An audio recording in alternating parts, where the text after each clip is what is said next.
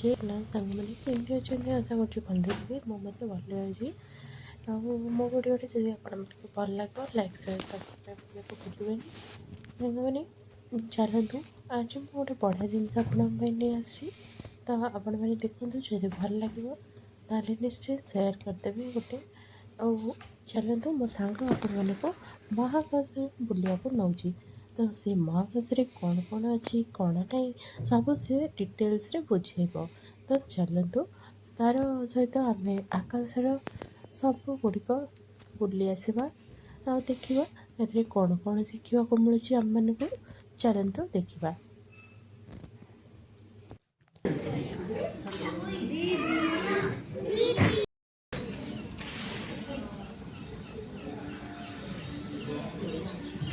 ଭଲ ଦେଖିଲି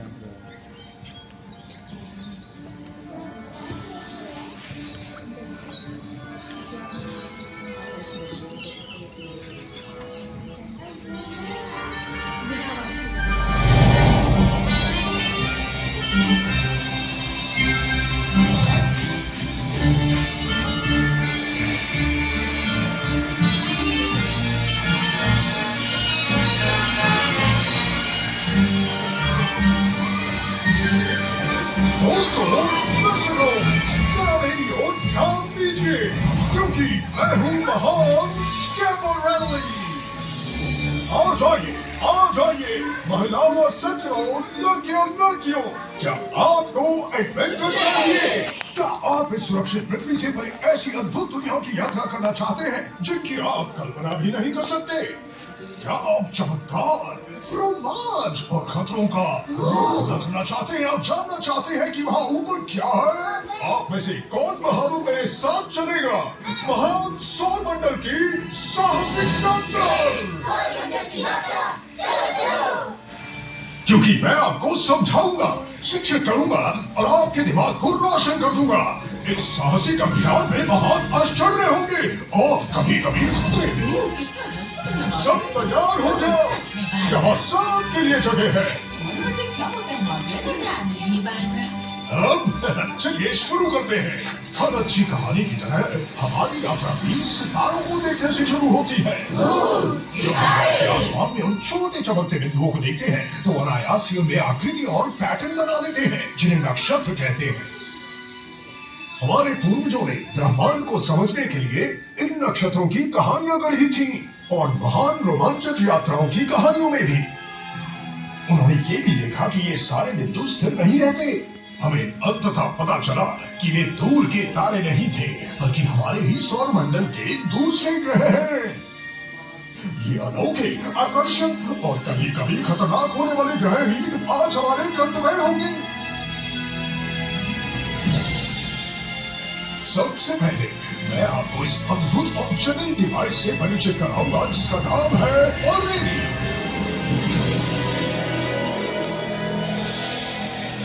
हमारे सौर मंडल के केंद्र में एक तारा है। क्या आप जानते हैं उसका नाम क्या है? क्या वो सूर्य है सर? हाँ, बिल्कुल सही। ये हमारा सूर्य है और इसके चारों ओर 8 ग्रह हैं। हर ग्रह सूर्य के चारों ओर एक निश्चित पथ पर घूमता है जिसे कक्षा कहते हैं। प्रत्येक ग्रह अद्वितीय है, उनके आकार, रंग और वातावरण भी अलग अलग है। कुछ ग्रहों के कई चंद्रमा है तो कुछ के पास एक भी नहीं। इसके अलावा कई छोटे छोटे पिंड भी हैं जो अपनी कक्षा में घूमते हैं लेकिन सूर्य के गुरुत्वाकर्षण से बंधे रहते हैं। इस पूरे समूह को हम कहते हैं हमारा सौर मंडल। चलो एक मजेदार प्रश्न से शुरुआत करें। इन ग्रहों में से सबसे गर्म कौन सा है? क्या वो बुध है सर? बुध ही है। बिल्कुल, बुध बहुत गर्म है लेकिन मानो या ना मानो ये सबसे गर्म ग्रह नहीं है। मजाक है क्या? देख नहीं रहे, ये सूर्य के सबसे पास है। आपकी आंखों को क्या हो गया? हाँ, बुध सूर्य के सबसे करीब है लेकिन वास्तव में ये दूसरा सबसे गर्म ग्रह है। हालांकि इसकी सतह का तापमान सबसे ज्यादा उतार चढ़ाव वाला है। सूर्य की ओर वाले सबसे गर्म हिस्सों से लेकर ठंडी छायाओं तक इस ग्रह का तापमान 610 डिग्री सेल्सियस के दायरे में बदलता रहता है। इसके गड्ढों में हमें पानी की बर्फ मिली है जो इन छायाओं में आराम से रह सकती है। भी अगर इसके भीतर कुछ सेंटीमीटर तक प्रकाश चला जाए तो सूर्य चमक में तुरंत भाप बन जाती है। ओह, ये तो मजेदार था। अब आते हैं सौर मंडल के दूसरे और सबसे गर्म ग्रह शुक्र पर। शुक्र को अक्सर एक तारा समझ लिया जाता है क्योंकि इसकी परावर्तित रोशनी इतनी तेज होती है कि हम इसे दिन में भी देख सकते हैं। शुक्र के बारे में सब कुछ घातक है। अच्छा, यहाँ कुछ ले जाने से किसको डर लगता है? उगले जाने से और संन्यास में सांस लेने से। हाँ, मुझे एलर्जी है। मुझे भी एलर्जी है। किसी को नहीं? बढ़िया। तो चलिए सतह पर चलते हैं।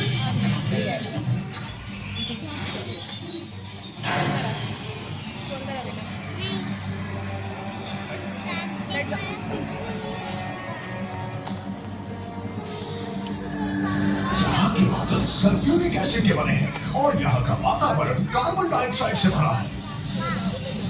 यहाँ का वातावरण सूरज की गर्मी को रोक कर रखता है, जिसे ग्रीन हाउस इफेक्ट कहते हैं। यही वजह है कि शुक्र सौर मंडल का सबसे गर्म ग्रह है। मुझे पता था, अब समझ में आया।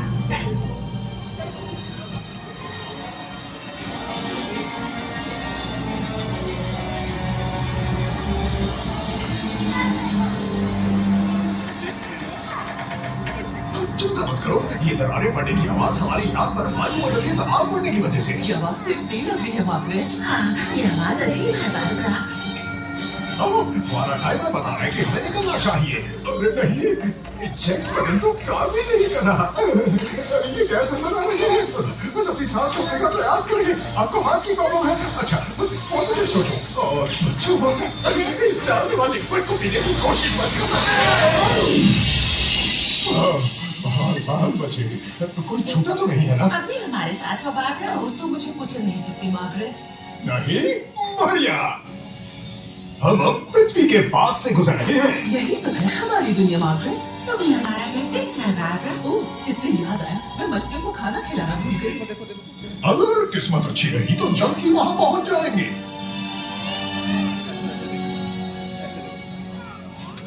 हमारी अगली मंजिल एक पथरीला ग्रह है जो पृथ्वी के मुकाबले 1/3 आकार का है। इसका वातावरण भी पतला है जिसमें बहुत कम ऑक्सीजन है, लेकिन हमारे सांस लेने के लिए पर्याप्त नहीं है। ये लाल ग्रह है, मंगल। तो बताओ, मंगल पर सबसे खतरनाक चीज क्या हो सकती है? नहीं, वहां लैंड करने की कोशिश करना। जिंदा मंगल ग्रह पर लैंड करना बहुत मुश्किल है और हमारे सफल होने की संभावना बहुत कम है। तो कौन कोशिश करना चाहेगा? धरती से कोई भी स्पेसक्राफ्ट मंगल की तरफ बहुत तेजी से बढ़ता है। इसमें हमें 40,000 किलोमीटर प्रति घंटे की स्पीड से 0 की स्पीड बनाना होगा, जमीन से टकराने से बचने के लिए। हमारे पत्थर टूट जाएंगे। स्पीड कम करने का एक अच्छा तरीका है वायुमंडल का इस्तेमाल करना। हम तो खतरनाक हो जाएंगे। लेकिन मंगल का वायुमंडल बहुत पतला होता है, इसलिए ये हमें ज्यादा धीमा नहीं करता। तो हम पैराशूट का इस्तेमाल भी कर सकते हैं। इससे मदद मिली, लेकिन अब हम चक्कर खा रहे हैं और हम अपनी तेजी से गिर रहे हैं। चलो पैराशूट अटैच कर देते हैं। चिंता मत करो, ऑटोमेटिक मशीन एक्टिवेट हो गई है। हम सब पिटक रहे हैं। जी फोर्स की चिंता मत करो, थोड़ी देर में वापस अपनी शिप में आ जाओगे। अब हम स्थिर हैं, तो हमें एक अच्छी सतत लैंडिंग साइट चुनी होगी जहाँ बड़े पत्थर हो। वहाँ उस खड़ी चट्टान के किनारे जहाँ 7 किलोमीटर गहरी खाई है। स्काई क्रेन डिप्लॉय करो।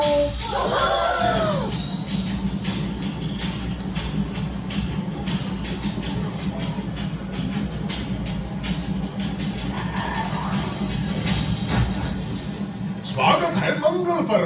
क्या परफेक्ट रहा, लेकिन हमने लैंडिंग स्पॉट थोड़ा खतरनाक चुना है। ओह, जरा देखो तो कितना शानदार नजारा है मार्गरेट। हाँ बारबरा, कितना शानदार लग रहा है ना।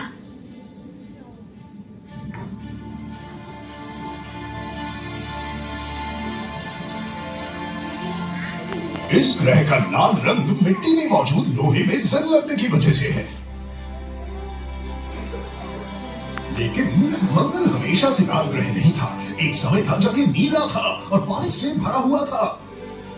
समय के साथ इसने अपने महासागर और वायुमंडल खो दिए। वैज्ञानिक ये जानने की कोशिश कर रहे हैं कि क्या उस पानी वाले दौर में जीवन पनपा था। क्या यहाँ जीवाश्म है जो हमें अभी तक मिले नहीं है, या फिर क्या सूक्ष्म जीवी मंगलवासी अभी मिट्टी के नीचे रहते हैं? क्या होंगे? मुझे लगता है मंगल पर सूक्ष्म जीव है। ऐसी बात पे हंसना नहीं चाहिए। शायद और खोज करेंगे तो पता चल ही जाएगा।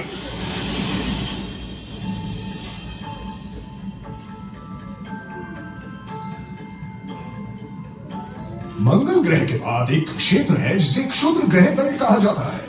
यहाँ लाखों चट्टानें हैं जो सौर मंडल के शुरुआती निर्माण के दौरान बची रह गई थी।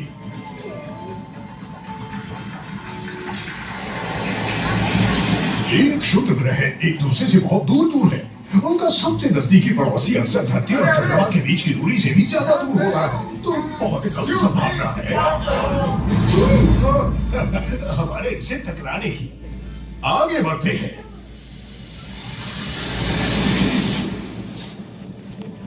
सूर्य से 5वां ग्रह है विशाल आकार का बृहस्पति, जो पूरे सौर मंडल का सबसे बड़ा ग्रह है। देखो बाकी सब कितने छोटे लगे हैं इसके मुकाबले, कितने क्यूट है ना।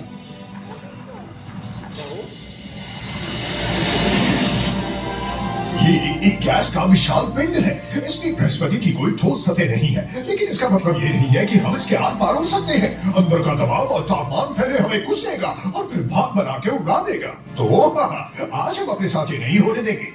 बृहस्पति की सबसे आकर्षक चीज है इसका विशाल लाल धब्बा। ये एक ऐसा तूफान है जो पृथ्वी के व्यास से भी बड़ा है और माना जाता है कि ये 400 सालों से ज्यादा समय से चल रहा है। बृहस्पति के वातावरण की धारियां तेज हवाएं हैं जो रंगीन जमे हुए अणुओं को स्वादिष्ट से दिखने वाले भंवर और पैटर्न बनाती हैं। लेकिन बेवकूफ मत बनना, क्योंकि अंदर छिपा है भयानक खतरा।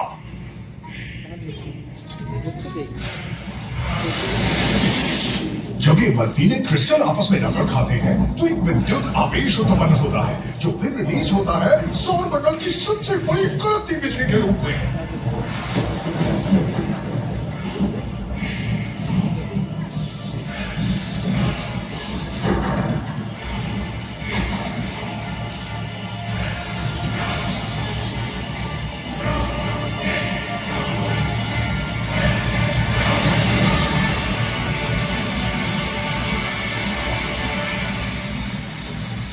ये तो थोड़ा आश्चर्यचकित करने वाला था मार्गरेट। हाँ, सच में काफी शॉकिंग था मार्गरेट।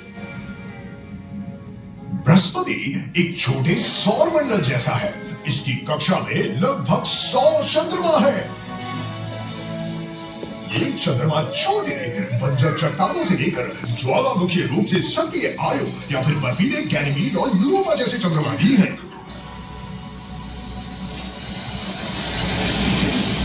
यूरोपा खास दिलचस्पी का विषय है। इसकी सतह चट्टान की नहीं बल्कि मोटी बर्फ से ढकी हुई है, जिसके नीचे खारे पानी के विशाल महासागर हैं।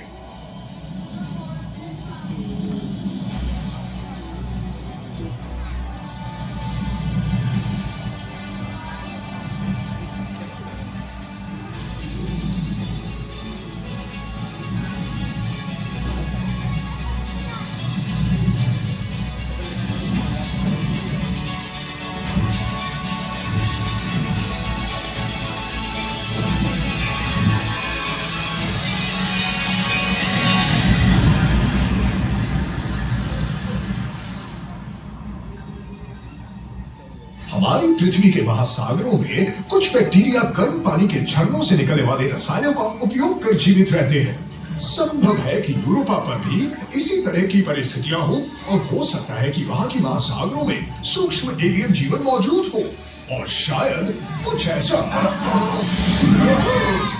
बड़ा भी हो। ओह माय गॉड, ओह देखो कितने बड़े बड़े दाग हैं। मैं तो सोच रही हूँ वहाँ क्या होगा मार्गरेट। अब मिलिए सौर मंडल के रत्न शनि से। शनि भी गैस का ही पिंड है और ये बृहस्पति जितना बड़ा तो नहीं है, लेकिन इसके पास सबसे ज्यादा चंद्रमा है। इसके मशहूर झंडे बर्फ और धूल के सैकड़ों करोड़ों टुकड़ों से बने हैं। इन्हीं टुकड़ों में से एक छोटा सा चंद्रमा बन चुका है जिसका नाम है डेफनेस। हालांकि ये छोटा है, लेकिन इसकी गुरुत्वाकर्षण शक्ति छन्नों में तरंगे पैदा करती है।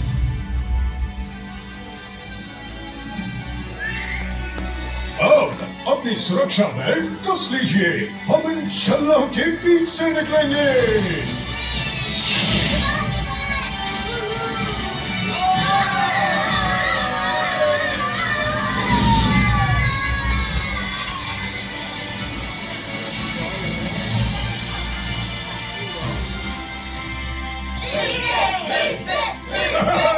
सब सही सलामत है, बढ़िया। इससे तो हमारी सारी सुस्ती दूर होगी मार्गरेट। हाँ बारबरा। हमारे अगले ग्रह का नाम है यूरेनस। ये बर्फीला पिंड इतना दूर है कि सूर्य की रोशनी को यहाँ तक पहुँचने में 2 घंटे 40 मिनट लगते हैं।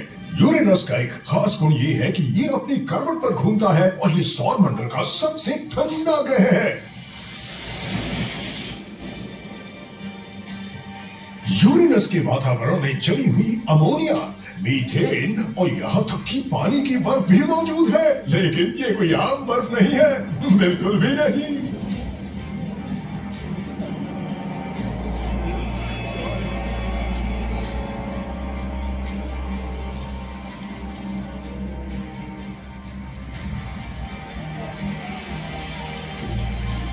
कोर के करीब जबरदस्त दबाव की वजह से यहाँ पानी भाप जैसा बर्ताव करता है।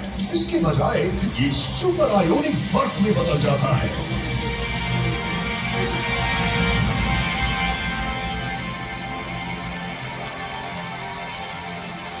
ये बर्फ काली है और धातु की तरह बिजली को प्रभावित कर सकती है।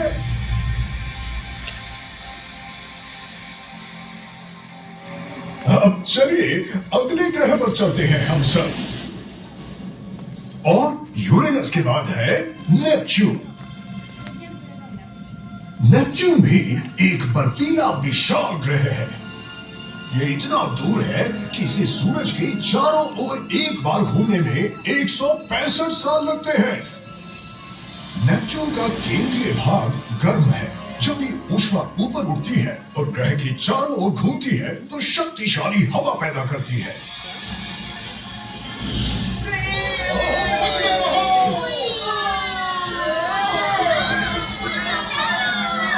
ये बादल पृथ्वी के बादलों से भी तेज है। नेपच्यून की हवाएं 2000 किलोमीटर प्रति घंटे की स्पीड से चल सकती है।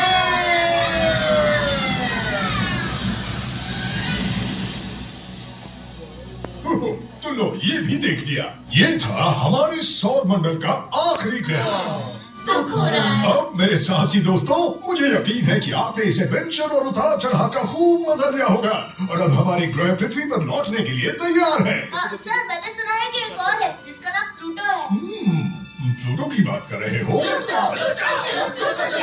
प्लूटो असल में ग्रह नहीं है और बाकी ग्रहों से बहुत अलग है क्योंकि इसकी सूर्य से दूरी बदलती रहती है। इसकी कक्षा से नेपच्यून से भी ज्यादा सूरज के पास में आती है। और हाँ, अब प्लूटो को एक बौना ग्रह माना जाता है। प्लूटो का आकार हमारे चांद से छोटा है, लेकिन फिर भी इसका वायुमंडल है।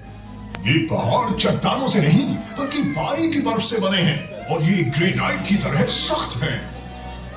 मुझे सबसे दिलचस्प बात ये लगती है कि इस बर्फ का रंग लाल है। सर ये लाल क्यों है? ये एक रहस्य है। प्लूटो के बारे में अभी भी बहुत कुछ जानना बाकी है। सर क्या ये सौरमंडल का अंत है? ये यही खत्म नहीं होता। प्लूटो ऐसे पिंडों से बने घेरे का हिस्सा है जिसमें बर्फ, चट्टानें, धूमकेतु और दूसरे बौने ग्रह हैं और इसे हम काइपर बेल्ट कहते हैं। इसके बाद एक परत है जो पूरे सौर मंडल को घेरे रखती है जिसे हम ओर्ट क्लाउड कहते हैं। और उसके बाद चलो देख लेते हैं।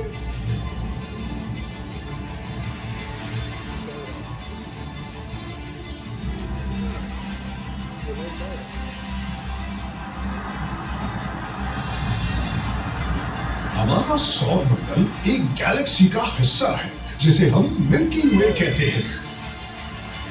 ये लगभग 100 अरब तारों का घर है जिनमें से कई के पास अपने ग्रह और तंत्र हैं।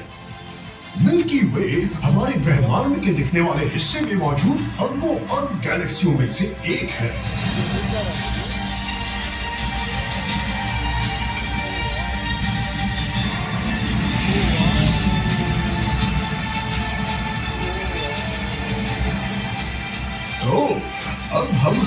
साहसिक यात्रा के आखिरी गंतव्य की ओर जा रहे हैं और ये हमारे सौर मंडल के केंद्र में स्थित है।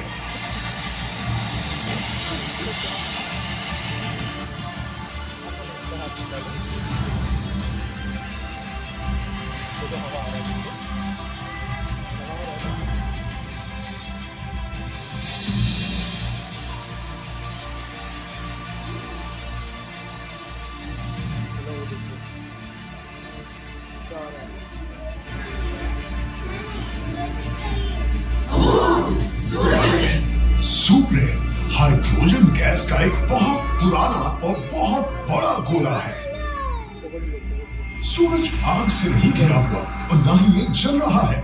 इसकी ये गर्मी इसके कोर में होने वाली परमाणु प्रतिक्रियाओं के कारण है। हालांकि इन परमाणु विस्फोटों से ये टुकड़ों में बिखर जाना चाहिए था, लेकिन ऐसा नहीं होता क्योंकि इसका अपना गुरुत्वाकर्षण इसे जोड़े रखता है।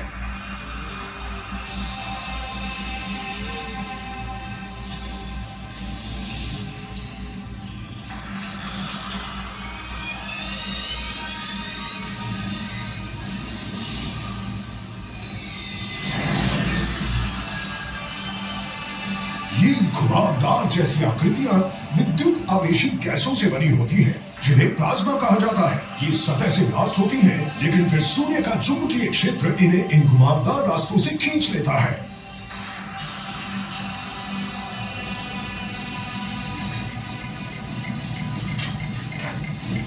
अरे बाप रे! मुझे माफ करना सब लोग, लेकिन एक आरस की तरह हम सूर्य के बहुत करीब आ गए हैं और हम इसके गुरुत्वाकर्षण में फंस गए हैं। हमारे तो क्रिस्पी चिप्स बन जाएंगे। लेकिन ये एक शानदार एडवेंचर रहा। बुध ग्रह ने तो आश्चर्य में डाल दिया, फिर शुक्र पर कदम रखा, मंगल ने हैरान किया, बृहस्पति पर क्या देखा, शनि का चक्कर लगाया, यूरेनस का सर्वे किया, नेपच्यून को पार किया, हमने प्लूटो को देखा और सूरज के सामने समर्पण किया। आखिरकार चेतावनी, जल्द ही विशाल प्लाज्मा की टक्कर होने वाली है। क्या किस्मत है, एक विस्फोट ठीक हमारे नीचे होने वाला है। हम सौर नौकायान का उपयोग कर सकते हैं, प्लाज्मा की सवारी करके यहाँ से बाहर निकल सकते हैं और चाय के वक्त घर पहुँच सकते हैं। सीट बेल्ट बांधो और सेट करो, अपनी हैट पकड़ो और सब लोग मेरे साथ काउंट डाउन करो। 5, 4, 3, 2, 1, ये हम हमारी उड़ान शुरू हो गई है।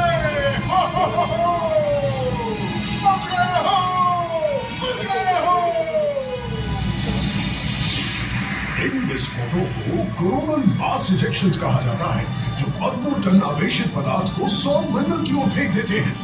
इनके रास्ते में फंसना खतरनाक होता है, लेकिन खुशकिस्मती से हमारे एक ग्रह के पास इससे बचने के लिए एक मजबूत शील्ड है। इस ग्रह का जो चुंबकीय क्षेत्र है, ये अधिकांश खतरे को मोड़ देता है। इसकी याद दिलाने वाली इकलौती चीज है ध्रुवों पर बनने वाला शानदार ऑरोरा का दृश्य।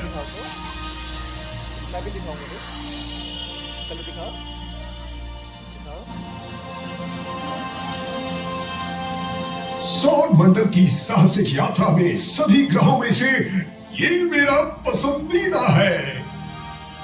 हमने कई अलग अलग और रोमांचक जगहों को देखा, लेकिन ये अजीब नीला ग्रह बिल्कुल सही आकार का है, सूरज से बिल्कुल सही दूरी पर है और जीवन के विकास के लिए यहाँ बिल्कुल सही परिस्थितियां हैं। हमारी अब तक की जानकारी में केवल यहीं पर जीवन है, जहाँ हम बाकी जीवों के साथ रहते हैं। ये अनूठा नाजुक ओएसिस हमारा घर पृथ्वी ग्रह।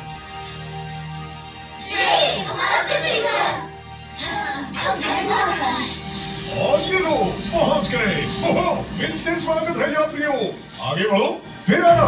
अपने सारे दोस्तों को अपनी यात्रा के बारे में बताना मत भूलना। ओहो, कितनी शानदार यात्रा थी ना। शानदार बना दिया ना पागल। ओह हाँ मार्गरेट, ये उस ब्रायन से बेहतर था, है ना? चीरियो, अलविदा, अलविदा। क्या हम फिर से एक चक्कर लगाए पागल? हाँ, तुम्हारा मन है तो चलो, सब कुछ बिल्कुल इस जगह पर है।